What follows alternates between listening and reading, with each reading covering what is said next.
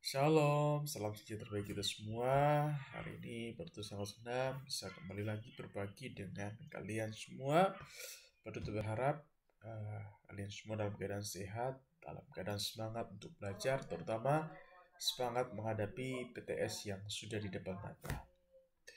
Nah, pada kesempatan kali ini, Perduta hanya bisa memberikan video pembelajaran yang semestinya kita Zoom tadi karena ada kegiatan di sekolah kita, maka Paduta hanya bisa membuat video pembelajaran ini. Tapi Paduta berharap melalui video pembelajaran ini akan dapat lebih memahami materi tentang memberi dengan rela dan hati yang gembira. Kemarin kita sudah belajar beberapa hal ya. Kalau di sini Paduta buat ada 2 screen ya. Dari screen yang kecil ini materi yang sudah kita bahas kemarin ya, bahwa di dalam hidup kita tidak bisa lepas dari tindakan atau sikap memberi atau menolong, karena kita diciptakan sebagai makhluk sosial yang selalu membutuhkan orang lain. Ya. Bahkan pada itu juga menjelaskan bahwa firman Tuhan meminta kita untuk selalu menolong, memberi. Bahkan misalnya kita lihat Galatia pasal 6 ayat 2, Galatia pasal 6 ayat 2 ya. Kita diminta bertolong-tolong menanggung beban, ya. Artinya kita harus suka menolong, ya, harus menolong orang lain. Bahkan pada itu juga kemarin jelaskan ya, contoh memberi ya, itu memberi baik persembahan, misalnya kita ke gereja kita memberi persembahan sebagai alat untuk pelayanan Tuhan di sana. Terus kita juga memberi pertolongan, misalnya tenaga, waktu, ya, perhatian kita, kasih kita, doa kita. Bahkan kemarin anak-anak sudah membuat video ya tentang contoh memberi. Nah, nanti akan perlu upload ke YouTube, perlu akan edit ya, perlu akan upload. Nah, perlu itu juga kemarin menjelaskan bahwa memberi itu juga adalah hal penting. Bahkan ketika kita memberi, firman Tuhan katakan dalam Matius pasal 10 ayat 42 bahwa ada upah, ya, bahwa sekali lagi Tuhan itu tidak akan berhutang. Ketika kita memberi dengan tulus, ikhlas, ketika kita memberi dengan hati yang gembira, dengan rela, ya, maka Tuhan akan memberkati kita. Ya, berkat yang Tuhan berikan itu sungguh luar biasa sebenarnya dari apa yang kita berikan, ya. Terutama berkat sukacita dan damai sejahtera. Jadi, jangan pernah bosan-bosan untuk belajar memberi, ya, atau menolong orang lain. Karena apa? Karena kita juga sudah diberi oleh Tuhan, ya. Bahkan Tuhan memberi jauh lebih besar dari apa yang kita berikan, yaitu Tuhan memberikan anaknya sebagai jalan satu-satunya kita bisa datang kepada Tuhan, yaitu jalan keselamatan. Nah, jadi kita bersyukur ya, Tuhan Yesus mengajarkan kita memberi. Ya, kemarin juga Pak Duta jelaskan ya. Oke, ini kemarin ya tugasnya. Oke, nah itu sedikit mengulang apa yang sudah kita pelajari di minggu kemarin. Nah, hari ini kita akan melanjutkan ya. Di screennya satu Pak Duta hilangkan. Kita akan melanjutkan dengan pembahasan berdasarkan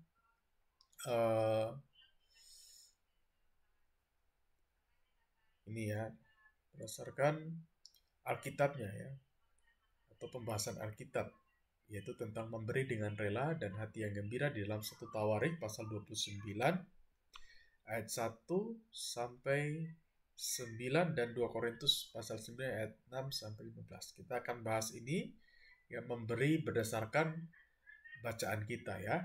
Nah, sini Pak Duta akan lihat di bawah langsung. Nah, ini ya. Nah, jadi secara keseluruhan ya, teks yang dipakai ya, pada pelajaran 6 ini tentang memberi dengan rela dan hati yang gembira dalam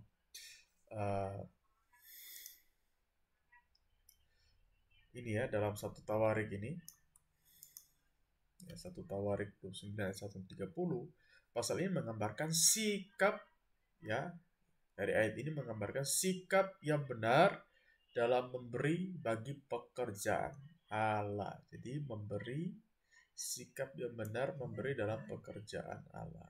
Nah, Di sini ada beberapa, ya kita bisa lihat yang pertama.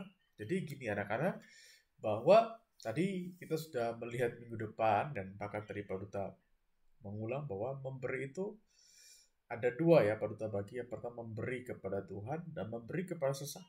Nah ini kita mau lihat memberi kepada Tuhan ya, memberi dalam pekerjaan Tuhan ya. Yang pertama, agar pemberian kita menjadi pemberian yang benar, berkenan kepada Tuhan ya. Sebelum Pak Duta lanjut ke yang poin 1, poin 2 dan seterusnya, Pak Duta ingatkan bahwa memberi kepada Tuhan harus didasari oleh iman kepada Yesus. Iman kepada Tuhan terlebih dulu. Kenapa Pak Duta bilang demikian? Karena tanpa iman perbuatan kita itu menjadi sia-sia. Tanpa iman perbuatan kita menjadi perbuatan yang tidak benar di hadapan Tuhan. Ya. Karena apa? Karena manusia itu adalah manusia yang berdosa. Dosa membuat segala yang kita lakukan itu tidak berkenan. Sebabnya kita harus beriman dulu, percaya dulu, selamat dulu, baru kita bisa melakukan tindakan-tindakan yang baik, yaitu memberi. Ya, ini Pak Duta contoh ya, Pak Duta kasih. Misalnya di dalam, Pak Duta maaf ya, Pak Duta hidungnya tersumbat ini. Misalnya Pak Duta kasih Roma 14 ayatnya yang ke 23 nih Pak Duta tunjukkan ayatnya ya. Pak Duta tunjukkan ayatnya di sini. Nah, tetapi barang siapa yang bimbang kalau ia makan ia telah dihukum karena ia tidak melakukannya berdasarkan iman. Ini artinya bahwa ketika kita melakukan apa saja, baik makan maupun apa saja, tanpa iman, tanpa berdasarkan iman, segala sesuatu yang tidak berdasarkan iman adalah dosa. Jadi, Pak Duta tadi sudah katakan bahwa persembahan kita, baik kita memberi kepada Tuhan atau kita memberi kepada sesama kita, kalau kita tidak beriman, maka itu akan menjadi dosa. Nah, ini sedikit tambahan ya. Jadi, sekali lagi, kita harus percaya dulu, baru kita memberi. Nah, sikap yang benar dalam memberi yang pertama, kesukaan dan komitmen kepada kerajaan Allah. Ya, artinya apa? Artinya, kalau kita memberi, kita harus memberi dengan kasih. Ya, bahwa kita tulus mengasihi Tuhan. Kesukaan, suka. Ya, bahkan itu lahir dari komitmen, keputusan bahwa kita ingin memberi yang terbaik untuk Tuhan. Contohnya, misalnya, karena Pak Duta mengasihi kalian, ya, karena kalian adalah anak-anak Pak Duta, ya di kelas, maka kasih yang Pak Duta tunjukkan itu Pak Duta harus mengajar kalian dengan baik. Nah, sama juga dengan kita memberi. Ketika kita mengasihi Tuhan, kita juga harus memberikan yang terbaik buat Tuhan, terutama buat pekerjaan Tuhan juga ya. Nah, itu terlihat di dalam ayat 1 dalam Tawarik 29 ayat 3 sampai 17. Ya, ayat 3 dan 17 ya. Nah, yang kedua, sikap yang benar dalam kita memberi kepada Tuhan yaitu kesediaan untuk mempersembahkan diri kita kepada Allah. Jadi bukan hanya kita memberi sesuatu berupa uang, berupa harta benda, tetapi kita juga harus ya memberikan hidup kita ya kepada Tuhan. Itu sebabnya kalau kita lihat misalnya kemarin di materi kita tentang ibadah yang sejati ya, kita bisa lihat misalnya kita mau lihat Roma 12 ya. Kita mau lihat Roma 12.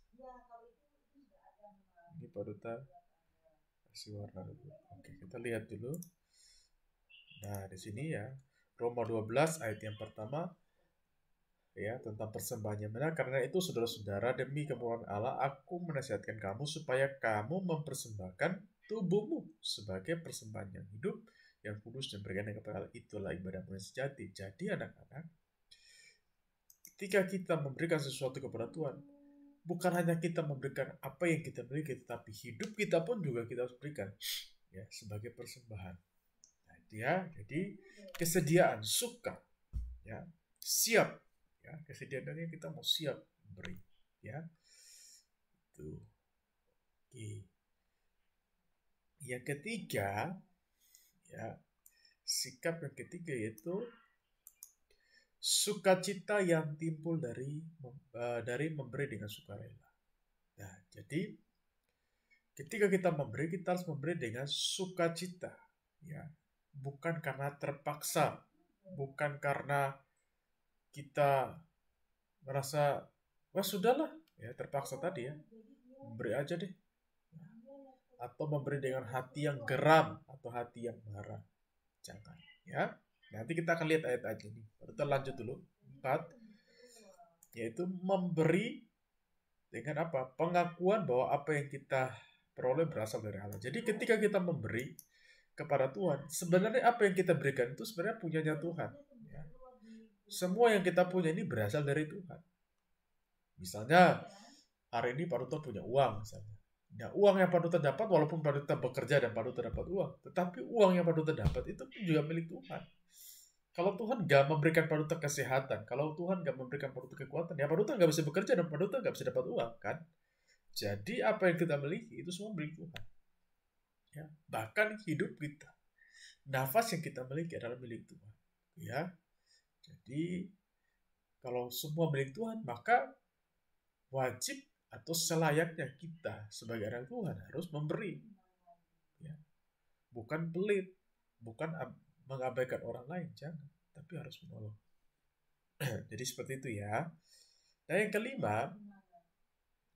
kelima itu kerendahan hati dan rasa syukur atas hak istimewa untuk ambil bagian dalam maksud kekal Allah. Maksud kekal Allah ini adalah pekerjaan Tuhan ya. Jadi ketika kita memberi, kita melakukan segala sesuatu untuk Tuhan, kita harus memberi dengan rendah hati, dengan perucapan syukur, ya, bukan sungguh-sungguh, bukan terpaksa, ya. Karena apa? Karena ketika kita memberi kepada Tuhan, ini adalah sesuatu yang istimewa, ya. Karena apa? Karena kita bekerja untuk Tuhan, kita bekerja untuk Raja di atas segala raja, pencipta kita. Nah, jadi seperti itu ya, anak-anak. Jadi kita harus memberi dengan rendah hati, ya, rendah hati, dan penuh ucapan syukur. Nah, yang keenam yaitu motivasi memberi yang muncul dari hati yang tulus dan hidup yang benar. Nah, itu ya. Jadi, ketika kita memberi, motivasi kita harus benar, ya, muncul dari hati yang tulus.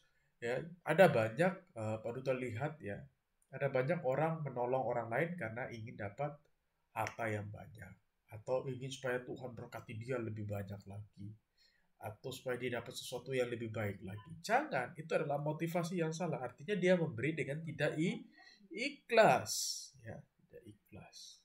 Jangan seperti itu. Tetapi kita memberi karena apa? Lihat, karena kita bersyukur, karena kita mau hidup rendah hati. Kita memberi karena semua yang kita miliki berasal dari Allah. Kita mau belajar dengan sukacita dan seterusnya. Nah, yang terakhir yaitu memberi, ya.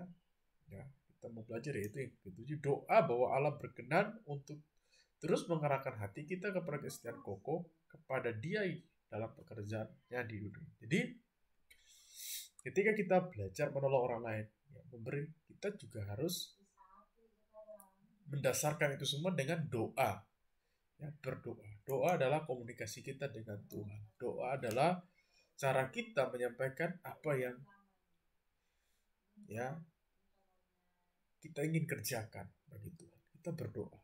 Kita minta pertolongan Tuhan. Doa artinya kita minta pertolongan Tuhan supaya apa? Apa yang kita beri, apa yang kita lakukan, terutama kita menolong orang lain, itu berkenan di hadapan Tuhan, ya. Dan Tuhan menolong kita. Jadi seperti itu ya. Ya, oke, baik, kita lanjut ya. Tadi Pak Duta sampaikan bahwa sikap-sikap dari 7 sikap tadi tentang memberi, ya, berdasarkan Tawarikh pasal 1. Apakah itu benar? Kita mau baca dulu ya. Apakah kita harus memberi dengan hati yang rela? Apakah kita harus memberi dengan sikap yang baik? Bahkan kita memberi karena kita mengasihi Tuhan. Nah, kita akan lihat dari bacaan kita. Kita mau belajar dari bacaan kita. Ya, Pak Duta, yang pertama Pak Duta baca aja ya. Ini sumbangan untuk membangun bait suci. Berkatalah Raja Daud, kepada segenap jemaat itu, Salomo anakku yang satu-satunya dipilih Allah adalah masih muda dan kurang berpengalaman.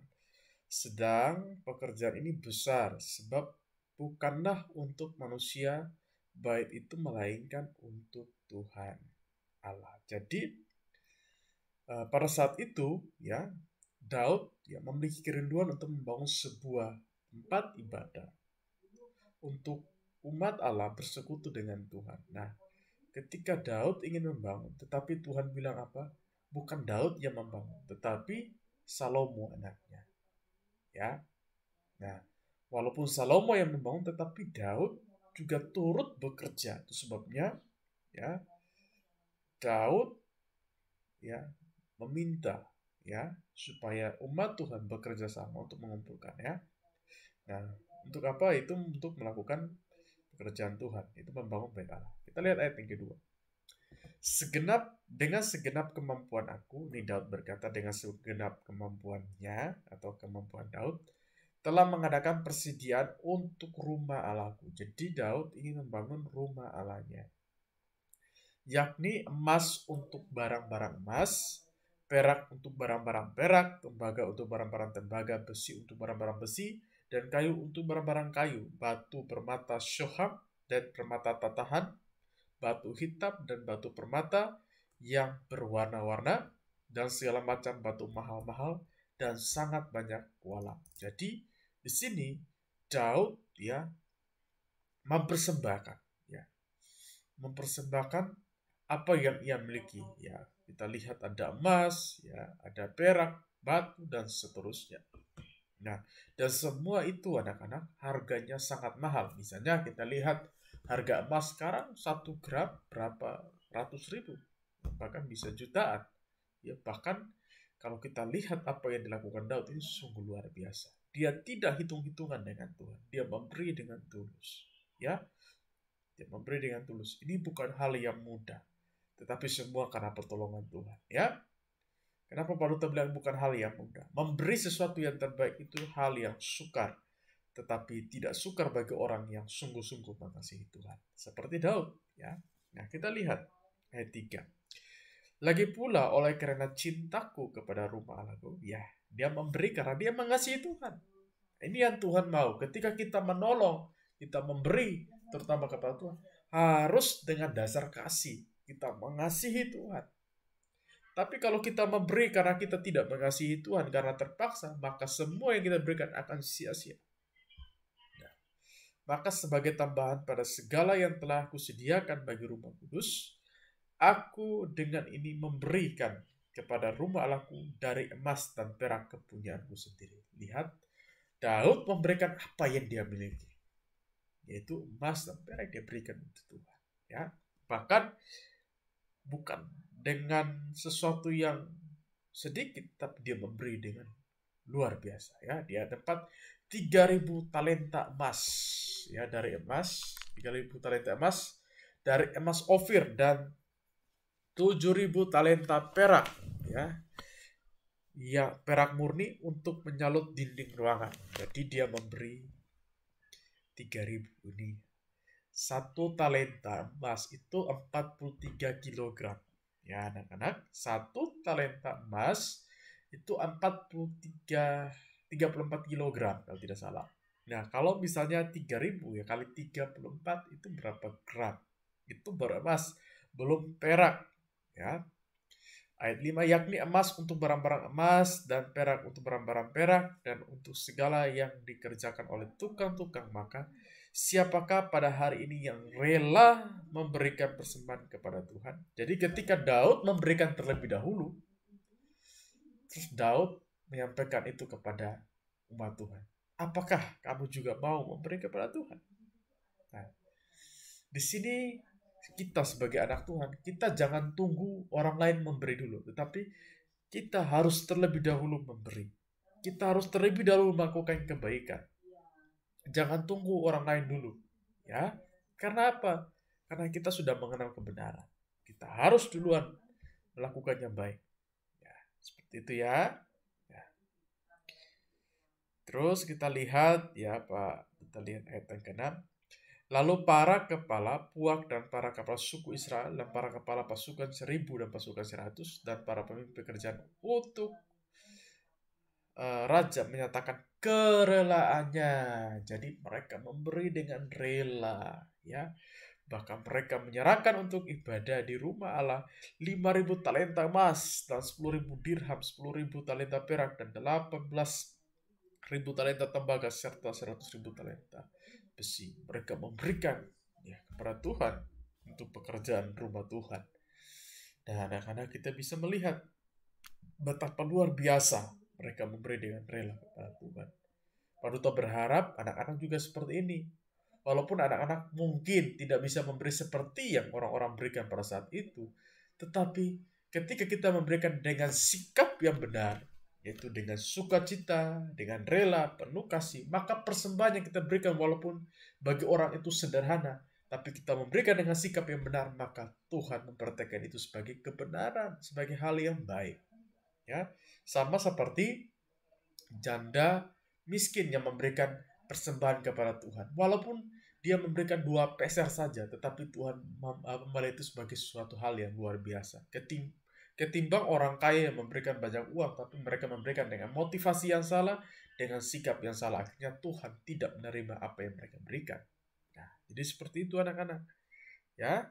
Nah, ini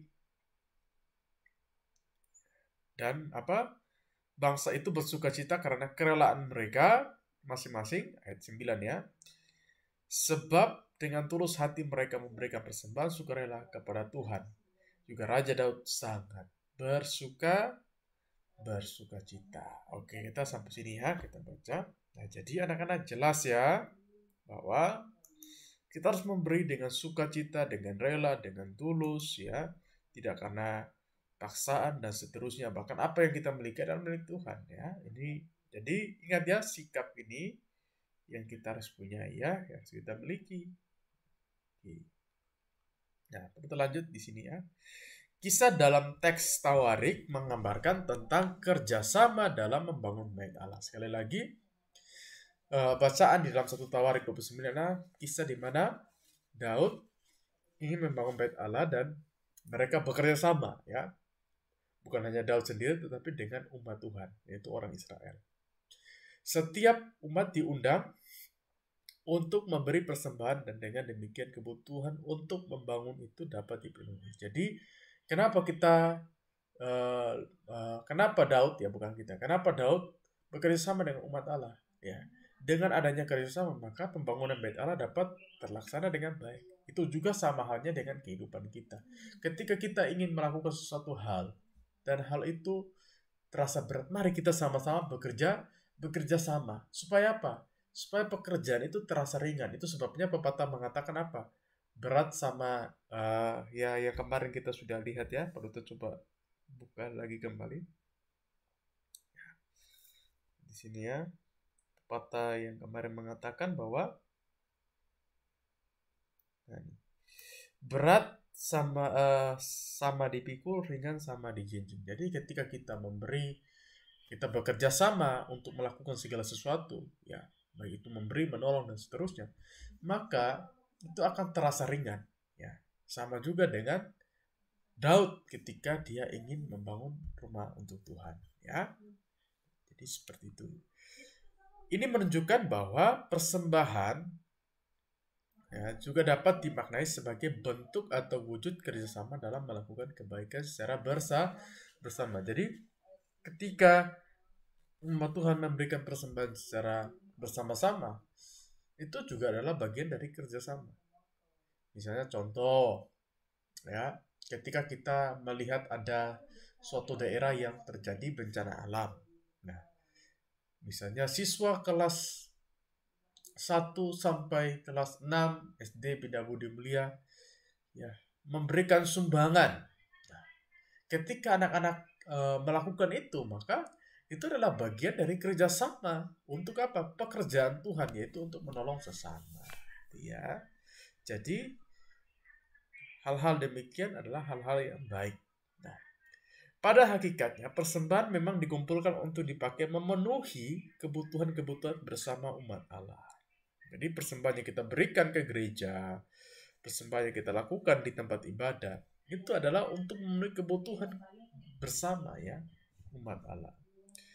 Kebutuhan itu bisa saja kebutuhan internal ya. Kebutuhan internal ini maksudnya kebutuhan yang dipakai di dalam rumah ibadat itu, ya misalnya kita memberikan persembahan ke gereja, ya persembahan itu bisa dipakai untuk ya pekerjaan di gereja itu atau untuk pembiayaan gereja itu. Nah, tetapi bisa juga kebutuhan itu pada umat di tempat lain. Misalnya ketika kita memberikan persembahan di gereja, nah persembahan itu bisa juga dipakai untuk membantu orang-orang yang kesusahan.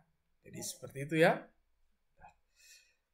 Dan karena itu persembahan dapat dipakai untuk hal-hal itu. Persembahan dari tiap-tiap orang ya yang kelihatan kecil akan menjadi besar setelah dikumpulkan dan dapat dipakai untuk memenuhi kebutuhan-kebutuhan besar. Jadi anak-anak, ketika kita sama-sama bekerjasama memberi walaupun sedikit, tetapi kalau itu ditumpuk maka akan menjadi hal yang luar biasa. Misalnya contoh ya, kalau misalnya di kelas kita, misalnya di kelas kita kan ada 10 orang misalnya. 10 orang ya ketika memberi bantuan kepada seseorang misalnya. Kalau misalnya satu orang berikan 10.000, maka 10 orang ya 100.000 kan lumayan ya. Ya, jadi kalau sedikit itu kita kumpulkan maka akan menjadi besar. Nah, jadi itu kenapa bisa jadi besar? Karena ada kerjasama. Jadi ketika kita saling bekerja, maka hal yang kita berikan itu akan menjadi besar, akan menjadi hal yang luar biasa dan untuk kebutuhan-kebutuhan yang besar juga. Nah, seperti itu ya. Pak Duta kasih warna kuning aja ya. Yang kuning yang Pak Duta baca. Penulis Tawarik menggambarkan bagaimana orang memberi persembahan dalam jumlah kecil dan besar. Jadi tadi ada yang memberikannya dalam jumlah yang kecil, tapi ada juga jumlah yang besar. Bahkan mereka memberikan itu dengan hati yang rela, dengan tulus ikhlas.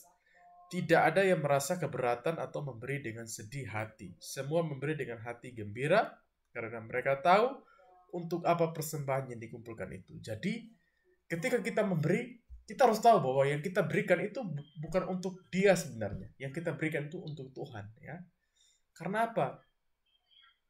Karena yang kita punya yang milik Tuhan.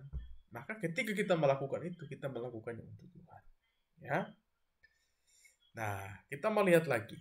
Kisah yang sama ini maksudnya anak-anak bahwa kisah yang sama seperti di Tawarik ini juga terjadi di Korintus, terutama kalau kita bisa dilihat dalam teks Korintus ya. Dalam teks Korintus. Nah, di sini kita kasih warna kuning ya. Kita kasih warna kuning dulu. Oke. Nah, teks Korintus, pengumpulan uang. Jadi di Korintus itu Rasul Paulus ya menggerakkan gereja Tuhan di Korintus supaya mereka juga melakukan tindakan memberi ya. Mereka mengumpulkan uang, dalam bahasa Yunaninya logia yang digerakkan oleh Paulus di gereja-gereja non-Yahudi ya. Non-Yahudi ini artinya orang Kristen yang bukan Yahudi ya, atau pengikut Kristus yang bukan Yahudi yang didirikannya adalah untuk meringankan kemiskinan dan yang menimpa gereja Yerusalem. Jadi anak-anak, Rasul Paulus menggerakkan gereja pada saat itu, terutama di Korintus, supaya mereka mau memberikan sumbangan. Tujuannya untuk apa? Meringankan beban ya umat Tuhan atau orang-orang percaya yang mengalami kemiskinan yang terjadi di mana? Di Yerusalem, karena mereka dijajah oleh bangsa Romawi. Jadi seperti itu ya. Nah, di sini ya pada sidang para rasul ya di Yerusalem tahun 46 Masehi disepakati supaya Paulus dan Barnabas terus menginjili bangsa-bangsa non-Yahudi, dan para pemimpin gereja Yerusalem akan memutuskan perhatian kepada penginjilan orang Yahudi ya. Jadi karena ini waktu sidang itu ya, para rasul juga atau gereja Tuhan pada saat itu mau supaya Paulus ya dan Barnabas temannya Paulus supaya mereka terus menginjil. Nah, menginjil itu kan butuh dana, butuh uang ya untuk beli makan, ya, untuk penginapan. Nah, karena itu gereja Tuhan berjuang supaya Paulus dan Barnabas terus menginjil, maka mereka mencari uang untuk menunjang kehidupan Paulus dan Barnabas, ya. Paulus dan Barnabas, sebabnya tadi Pak Duta sudah katakan di kemarin ya dalam Galatia 2, tentang kita harus menolong, ya. Ya, tetapi ditambahkan oleh para pemimpin di Yerusalem permintaan khas kepada Barnabas Paulus, yaitu supaya tetap mengingat orang-orang miskin, ya. Pesan ini, ya, pesan dari pemimpin di Yerusalem supaya Paulus dan Barnabas ini juga melihat orang-orang yang sedang membutuhkan, orang-orang yang miskin, ya. Orang-orang yang miskin. Nah, permintaan ini bisa dipahami mengingat latar belakang bantuan yang dikirim oleh jemaat Antioquia kepada orang-orang percaya di Yerusalem melalui Barnabas dan Paulus. Jadi Paulus dan Barnabas, ya, ditugaskan juga supaya mereka membawa pesan, ya, supaya mengingatkan gereja untuk apa? Untuk menolong, ya, orang-orang yang ada di Yerusalem yang dalam kesusahan. Nah, jadi seperti itu, ya. Ini Pak Duta bahas yang dari Korintus. Ya. Pak Duta lanjut, ya. Dalam melaporkan permintaan ini ditambahkan oleh Paulus bahwa hal ini menarik perhatian secara khusus. Hal ini tetap bergelora dalam hatinya sepanjang masa penginjilannya dan di provinsi, ya, penginjilannya provinsi bagian timur dan barat Laut Egea di Timur Tengah. Pada tahun-tahun terakhir masa pelayanan di negeri itu, ia giat sekali menggalang dana bantuan di gereja-gereja di Galatia, Asia, Makedonia, dan Akaya untuk Yerusalem. Jadi memang di Yerusalem itu ada banyak orang Kristen yang kesusahan. Itu sebabnya Paulus dan Barnabas, mereka tergerak hatinya oleh belas kasihan. Mereka menggerakkan orang-orang atau umat Tuhan di Galatia, ya, di Asia kecil, ya, di Makedonia dan Akaya untuk apa? Menolong, ya, umat Tuhan, gereja Tuhan di Yerusalem. Nah, ini adalah tindakan yang baik, tindakan yang harus kita contohi. Ketika kita melihat ada orang kesusahan, kita harus menolong, kita harus membantu. Jangan kita abaikan. Nah, Pak Duta berharap anak-anak kita harus seperti Paulus dan Barnabas, ya, yang mau melihat kesusahan orang lain sebagai kesusahan kita, ya. Jangan kita melihat orang susah kita merasa diri senang-senang saja, aman-aman saja. Jangan. Tapi ketika kita melihat ada orang lain yang kesusahan, kita juga turut ikut merasakan. Nah, inilah contoh yang ditunjukkan oleh Tuhan Yesus. Ketika Tuhan Yesus melihat ada orang yang susah, Tuhan Yesus pergi menolong. Ketika Tuhan Yesus melihat ada orang sakit, dia sembuhkan. Jadi, anak-anak yang kekasih, bahwa kita sebagai anak Tuhan harus senantiasa hidup di dalam rasa kasih kepada Tuhan maupun kasih kepada sesama. Ya. Nah, ya, Pak Duta harap sampai di sini anak-anak paham, ya. Nah, kita lanjut, ya. Pertama kali, ya, kita tahu pengumpulan dana. Jadi dana, ya.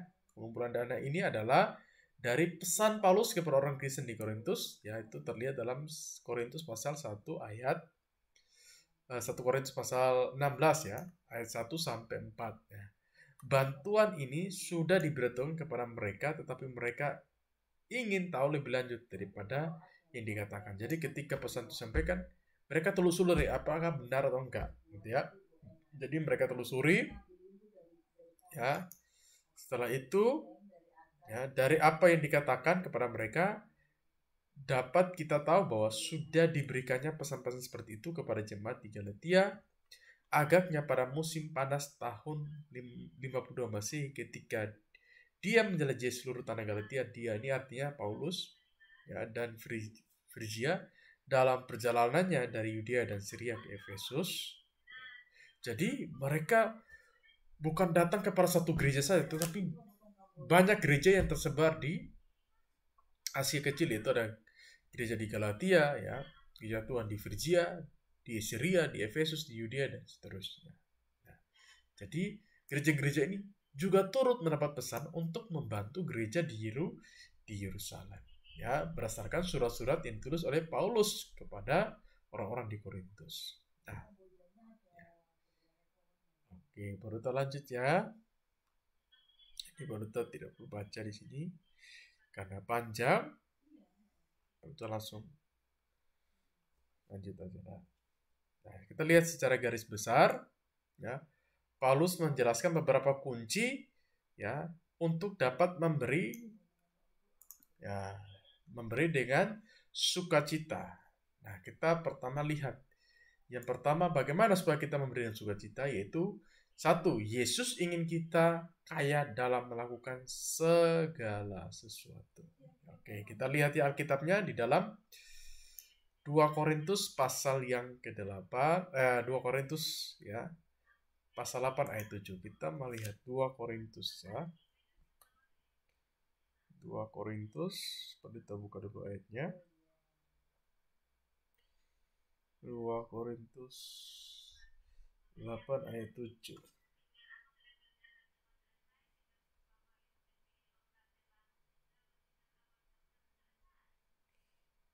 Oke, perlu tandai dulu. Kita lihat 2 Korintus. Nah, pasal 8 ayat 7.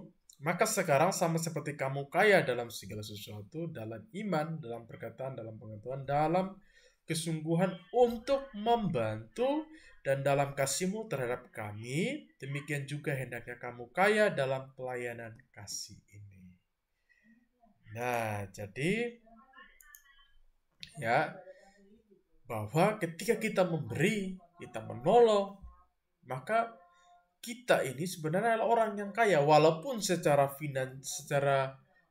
jasmani kita memang punya kekurangan, tetapi ketika kita memberi, maka kita kaya di dalam Tuhan. Kaya apa? Ya, kita kaya dengan sukacita, kita kaya dengan damai sejahtera yang Tuhan berikan dalam hidup kita. Apalagi kalau kita memberikan dengan penuh kasih, pasti Tuhan akan menolong dan memberkati kita. Nah, itu ya. Kita lihat yang kedua. Yang kedua yaitu perhatikan seberapa jauh ketelitian pemimpin-pemimpin kita dalam mengatur keuangannya. Paulus memberitahukan kepada jemaat di Korintus bahwa ia ingin mereka mengurus keuangannya supaya tidak dapat dicela atau dikritik oleh orang lain. Nah, jadi anak-anak, supaya kita dapat memberi dengan sukacita, yaitu kita harus pandai mengatur keuangan, ya. Kita harus pandai mengatur keuangan. Karena apa? Ketika kita tidak pandai mengatur keuangan, maka kita akan merasa kekurangan. Kita akan merasa kesusahan. Ya, misalnya contoh. Misalnya Pak Duta ingin memberi, cuma Pak Duta uangnya cuma 100.000 misalnya. Misalnya Pak Duta ingin memberi kepada si A, tetapi Pak Duta cuma punya 100.000. Dan pada waktu itu Pak Duta belum makan. Nah, supaya Pak Duta juga tidak kesusahan, sama-sama merasakan, ini sama-sama merasakan sukacita yang sama, maka Pak Duta harus bijak mengatur uang Pak Duta. Ya, maka Pak Duta memberikan sebagian, Pak Duta juga dapat sebagian. Nah, jadi kita harus pandai mengatur keuangan itu, ya, supaya kita juga tidak kesusahan gitu. Jadi harus pandai, harus bijak mengatur keuangan ketika kita menolong orang lain juga, ya. Jadi nggak langsung, wah semuanya kita kasih. Jangan, ya. Kita harus pandai mengatur keuangan. Yang ketiga, kamu harus membuat perencanaan lebih dahulu, buat rencana anggaran, dan tetap berpegang pada rencana itu. Paulus menyuruh saudara-saudara mendahulunya untuk membuat persiapan. Dia juga menasihatkan jemaat Korintus untuk segera memutuskan beberapa jumlah yang mereka mau berikan. Pemberian yang emosional akan membuatmu menyesal. Jadi anak-anak, ketika kalau kita nggak membuat rencana, ketika kita nggak punya tujuan, ketika kita memberi berapa yang harus kita berikan, maka nanti kita akan menyesal. Misalnya contoh gini, ya tadi Pak Duta sudah katakan ya, contohnya ketika Pak Duta punya uang 100.000, Pak Duta belum makan, Pak Duta memberi. Nah, kalau misalnya Pak Duta beri semua, ya Pak Duta nanti akhirnya menyesal. Lalu Pak Duta mau makannya pakai apa? Ya gitu ya. Jadi Pak Duta menyesal. Nah, maka sebelum kita memberi, kita buat perencanaan dulu. Oh, kalau dia butuh sesuatu juga, maka Pak Duta harus kasih sekian. Supaya nanti Pak Duta juga bisa hidup gitu. Ya. Jadi Pak Duta kasih dia 50, Pak Duta dapat 50. Atau Pak Duta dapat 30, dia lebih banyak, nggak apa-apa, sesuai dengan kebutuhan ya. Nah, jadi seperti itu. Jadi jangan sampai kita nggak dapat sesuatu ya. Nanti kita menyesal gitu. Nah, kita harus lihat kebutuhan kita juga. Maka kita perlu perencanaan, perlu rencana. Nah, yang keempat, perhatikan bagaimana Tuhan memberkati orang yang memberi. Ini ada ayatnya.